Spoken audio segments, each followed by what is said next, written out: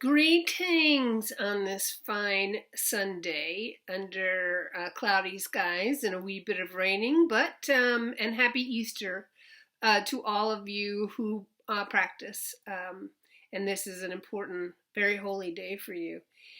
So I want to kind of start our conversation today with what we're going to be looking at this week. So you only have one chapter to really go over this week, and that chapter focuses on the practice of slavery in the United States. There's a lot of controversy in the 21st century in 2020 about that racism didn't exist before Obama. There's all these contemporary arguments that really don't amount to any real, anything that's real. Unfortunately, people do buy into them. But we're looking at slavery not simply as a morally objectable institution, ethically objectable. I mean, this is an understatement in the very least. But when we're looking at the history of this country, we really have to objectively look at slavery and try to take emotion out of it, though emotion is what allowed the institution to be maintained for so long. And it is emotion and not reason, not rational thought, that allows issues regarding slavery and the institutionalization of slavery to still remain with us in the year 2020, in the 21st century. So let's take a quick look back. Remember, I know it's been a while, but we talked about the beginning of Jamestown. It was all about show me the money. And what was the crop that really turned into brown gold? And that was tobacco, the use of tobacco or making of tobacco. So tobacco is what really led to the rise in slavery in North America. The institution of slavery was already being utilized by the Spanish and the Portuguese prior to the Dutch ship bringing Africans against their will to Jamestown. The British began to utilize slavery as a labor resource, a means to an end. They learned from the Spaniards and the Portuguese. And the Spaniards learned about the use of slavery when they began to create sugar plantations. Along the West African shorelines, there were islands that were conducive for the growth of sugarcane. And they used indigenous people, Africans of those islands, in order to grow sugar. And it was so prosperous, sugarcane, and it was so prosperous that they extended this into this practice into the Caribbean, where it was also a good place for sugarcane to grow. Now, why sugarcane? Well, sugarcane was not being used to make cakes. I mean, yeah, there were cakes, there were sweets and things like that, but the biggest role for sugarcane in the 18th century, 17th century and 18th century was for rum, the production of rum. And this really was a big deal because rum was necessary, they considered for exploration. You had to have grog or ale on every ship, and you had to have rum on every ship, and it was a way to maintain order on the ship. So how odd is it that slavery becomes a practice, a labor source for drugs? One being tobacco and the other being alcohol, rum. And that's just, this is a mini lecture, so we really can't get into it too deep, but I think that's a very interesting point to be made. A great paper could be written on that and examine that more fully. But the Spaniards brought over Africans to work in the Caribbean on sugar plantations there. And as the age of exploration grew, and the Aztecs and the Mayans and the Incans were destroyed, and as they were conquered by the Spaniards, the native populations that were being used to mine the silver and gold was being destroyed, in part by the Spaniards themselves, because they'd kill them because they wouldn't convert to Christianity, and also because of smallpox. Smallpox really disseminated, they wiped out the native populations, and so they couldn't work in the mines. Now they needed a labor source to work in the mines, and they took their cue from these plantation workers for sugarcane, and they brought in Africans against their will, and the slave trade really began to get pretty heavy by the use of the Spaniards in Mesoamerica and South America. And by the time we have the rise or the growth of the tobacco industry in Jamestown and Chesapeake, we're losing labor sources that were once used in those areas. Initially, Native Americans.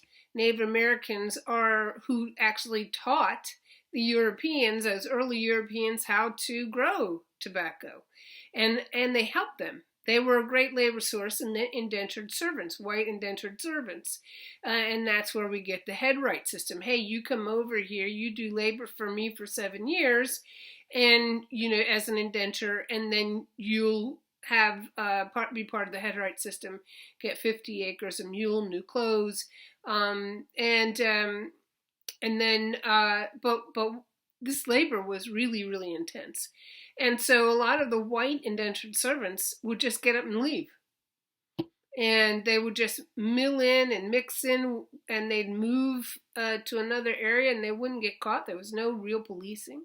Native Americans a lot of them were killed by smallpox, but also as we encroached more and more, we had the Powhatan War in early 1620s that eventually just destroyed the Powhatan tribes and opened up a ton of land going west. So now we have land. We've won the war with the Powhatans. We have land, but we need labor to work the land.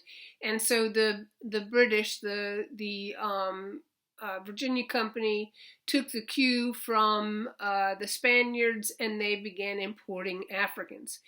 Now, the first Africans that came over here against their will were not slaves for life. They weren't even considered slaves. They were indentured servants.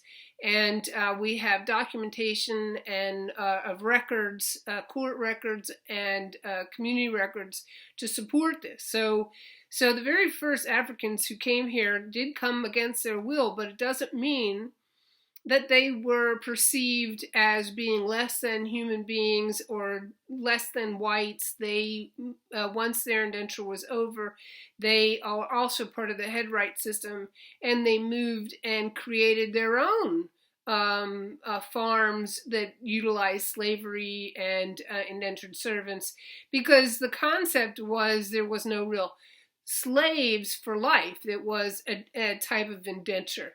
So very important concept here, because it shows us that slavery and the concept that to be black meant to be that you were less than is not inherent in the human condition. It was not inherent. It wasn't a given, even a thought or a concept in the early 1600s when the first Africans came here. As a matter of fact, African populations who came in that way thrived, and but as they were thriving, so from the 1620s to the 1650s, they were thriving and being members of the community. People were intermarrying, white and black. It was like any other community, just like any other community.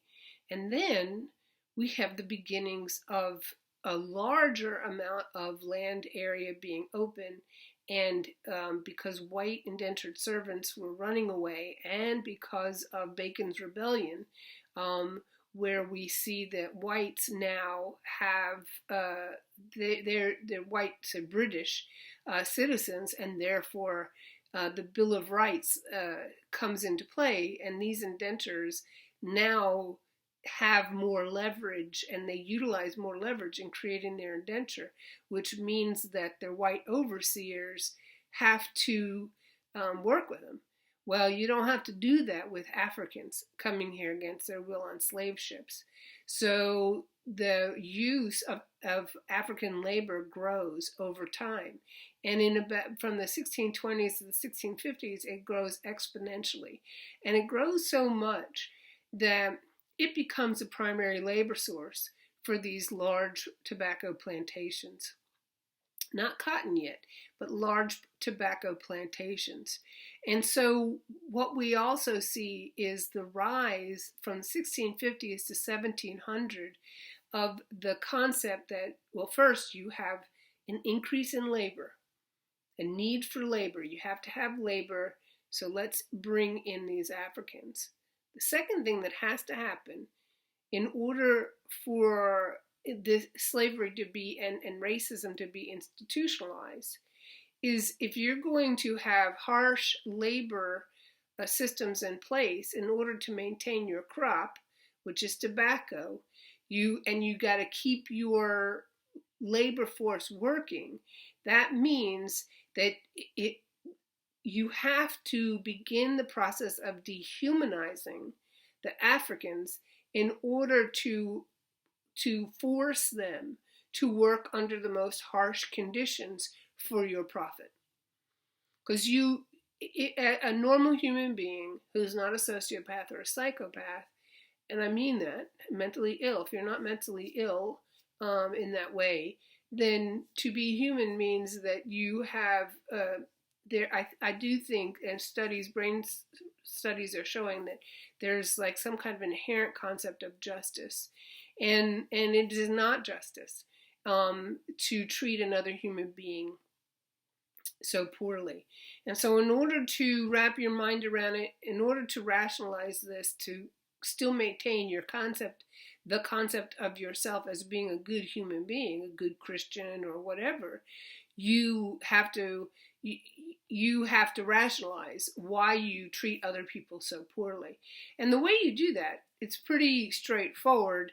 I mean, for our conversation, it's pretty straightforward, and that is that you begin the process of dehumanization. When you take sociology, especially, you can get into the weeds on this process, this mental gymnastics of dehumanization. But for what we're studying right now, just know that that's what you have to do. You can't hurt another person who you think is your equal. It's much harder, just out of the blue, unless you're defending yourself or what have you. But you can't. And so as we see the rise in the growth of tobacco and profit, we also see the rise in the dehumanization process of Africans and people who are Black. And then we get to 1705, and this is where we really begin the legalization, the institutionalization of racism, because we have the first slave codes. And those first slave codes, you're putting this into law. You put the institution of law, the rule of law, that if you are Black, then you're a slave. That if you are a slave, if the mother's a slave, then the child is a slave, regardless of who the father is. And that manumission, and so it's an action that you have to do in order to free a slave, manumission. There's policy, there's procedure involved, there are rules involved on who can be freed and when they can be freed, and if once they're freed, they're even allowed to stay in that county, if not the state. There's a big process involved in that. And that right there, those first slave codes of 1705 in Virginia, institutionalized the practice of slavery based off of the color of your skin. and that for our purposes is racism, the beginning of institutionalized racism in America.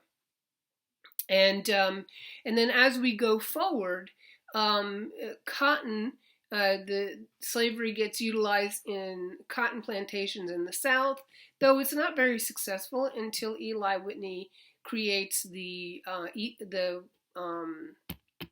cotton gin, and then it really profits for slavery to exist and grow in the South. So South Carolina, Virginia, and Louisiana, Mississippi, but each of these colonies, eventually states, have different. Mississippi, Louisiana are really rice plantations. South Carolina, cotton plantations and indigo. North Carolina, mostly pine plantations. Pine, there's some tobacco, there's some cotton, but pine in the late 1600s, early 1700s, up till the American Revolution.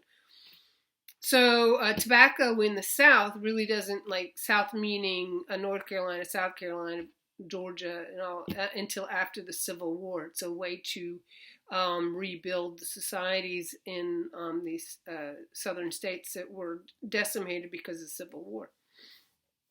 But it's very important to understand that to say that racism is institutionalized in America is not a bias like I don't like racism and therefore I'm going to call it this. I'm telling you this because it's legal doctrine. And that is the process of institutionalizing something, where you make it, you put it into the rule of law. It becomes part of the rule of law. It then, of course, becomes part of the Constitution, the 3/5 clause. And that has to do with power. And really, when we get closer and closer to the Civil War, we're looking at power. And we're still, in 2020, we're looking at power. Who holds the power? Because at the very crux of this, at this point, that's what it's about. The Southern plantation owners were the ones who had the most power. So 90% of people in the South during the 1800s did not own slaves.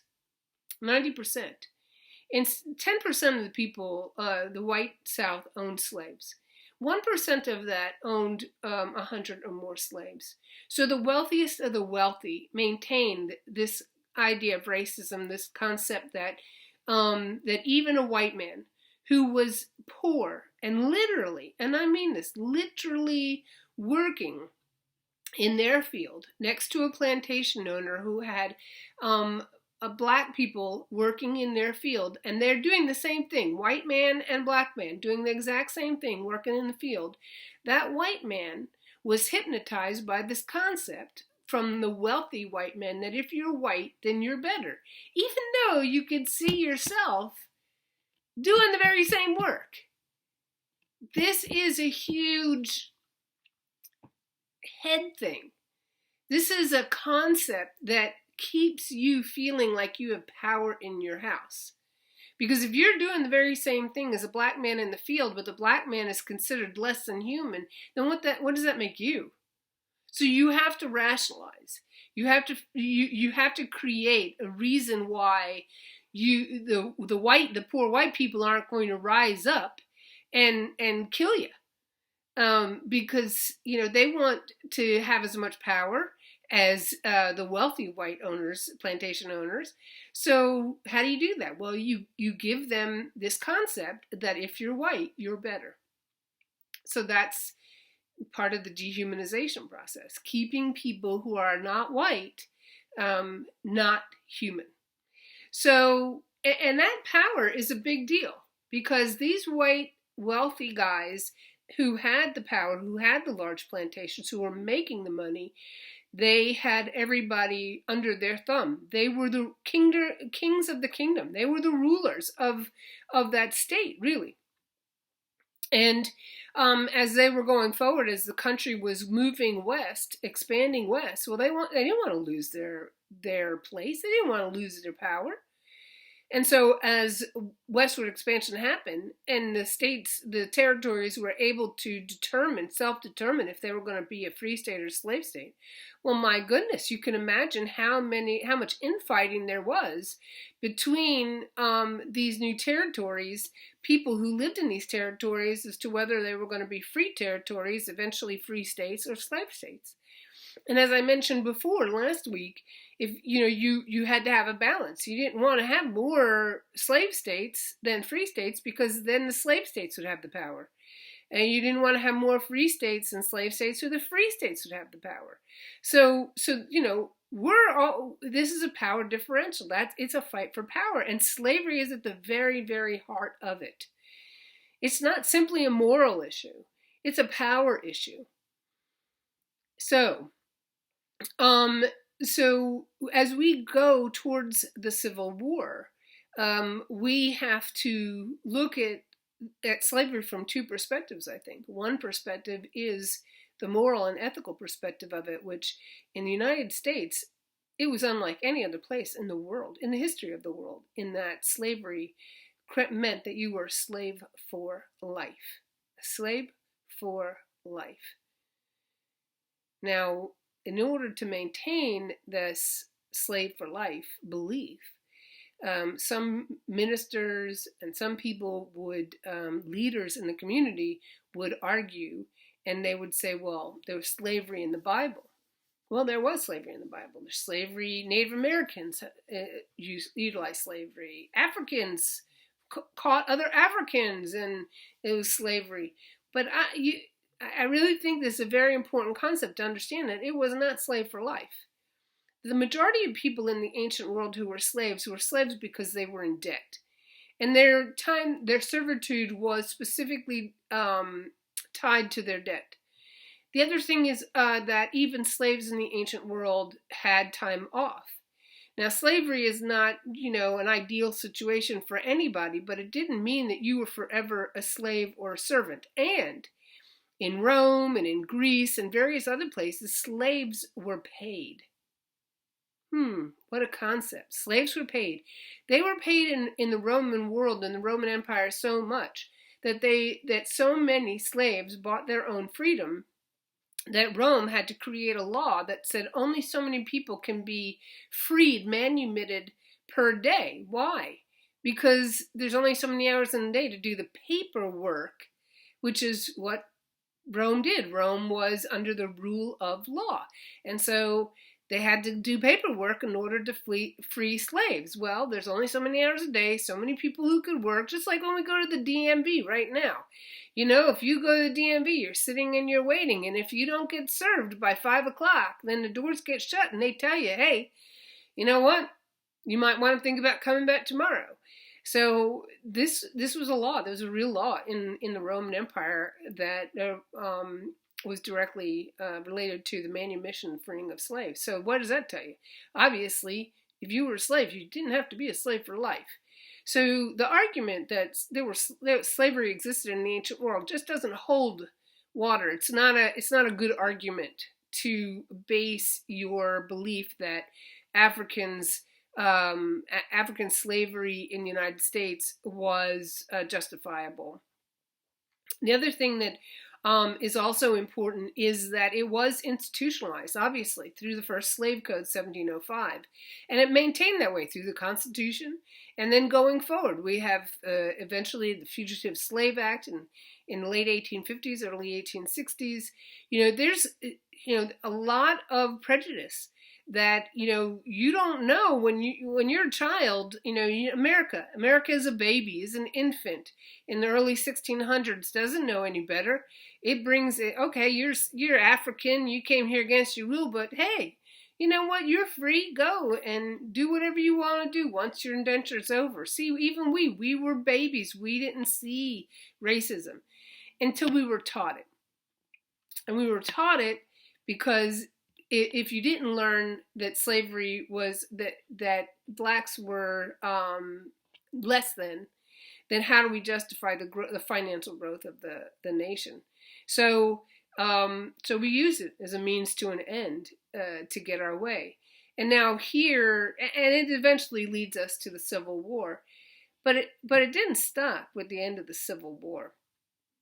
You don't unlearn things. You just don't unlearn things. Once you believe in a concept, believe in this lie that people who are black are not human, or people who are poor are not as good as you, or people who look different than you are not as good as you, then you teach that to your children. Because initially when babies are born, they don't, children don't know. You teach it. So how long does it take for us to unlearn this wrong? We still, I would say, are very much living it. And this COVID crisis is really showing those strains and where that this still exists. And part of the way we see it is that the people who have died more than any other group of people in the United States from COVID are people in the African American community. And why? Because people in the African American community are usually unable to get services, access to health care. Those old racism, that old stuff still lives very much within us today. And as a result, that less than you don't deserve, you don't have, is this, it is the undercurrent of our society. And in some places, it's not even that undercurrent. And we're living it, and we see it. And how do we justify this? Do we, when this COVID crisis is over, do we throw it under the rug and just let it go? Or do we really address it? Is this a time now when we're really having to address the underlying and forever with us racism, institutionalized racism in this country? I think this is an important question for us all to ask ourselves. And you, who are the next generation moving this country forward, what say you? I mean, do you even think about this? Is this important? How much do you buy in? You know my feelings on this. Obviously, I think that this is a horrible institution, but we have to face it if we want to change it. You don't just, you just don't say, oh yeah, and then go on. You have to be real about this. And I think that we should, definitely. So read this chapter, please. Make sure you do the inquisitive. Don't wait until the last minute to complete this discussion board question. And know that I am here for you if you need me. And all you have to do is reach out and shoot me an email. Okay? I love you, mean it. Have a wonderful, wonderful day. Take care of yourself. Stay safe. And be kind to yourself and to others. So I'll talk to you soon. Okay?